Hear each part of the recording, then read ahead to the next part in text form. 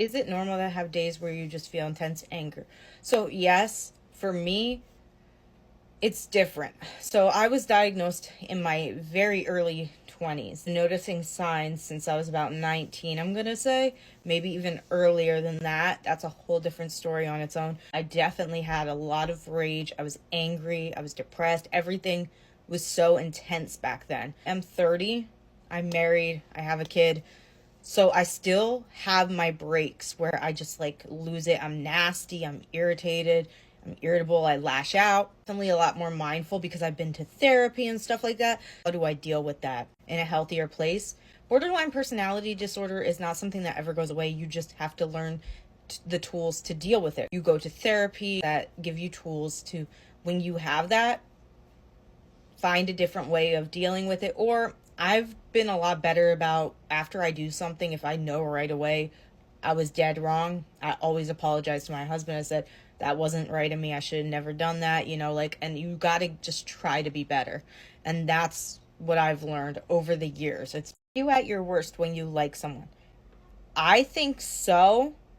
At least I've been married for almost 3 years now. I've been with my husband for almost six. For him, I had very toxic relationships. I was very intense. There was a specific relationship when I was I 24?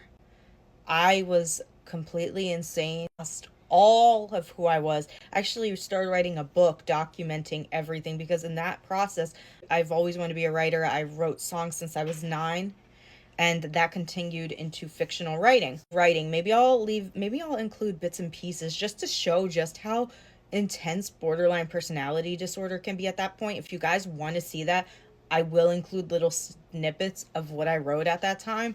Just know it could be triggering. It became so intense, so obsessed, and I would text nonstop. So I would be like, if they didn't text me, I would be going insane. And every morning I would always be that hello, good morning text, and I never got reciprocated.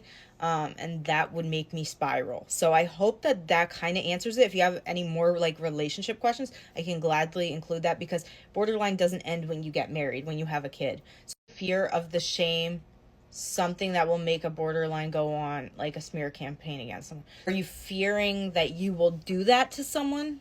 Or is the fear that everything about you having BPD, that your fear is that someone will go on and do that to you? Just comment below and let me know exactly, and I will gladly go into more detail about that. Like messed up things when I was even like 13 were not okay at all, but as someone with BPD, undiagnosed at 13, usually that can just be being a teenager, that can be hormones, it can be a lot of things. It involved multiple people that created parts of my personality to this day that wasn't right, and that I should have never done that or gone through.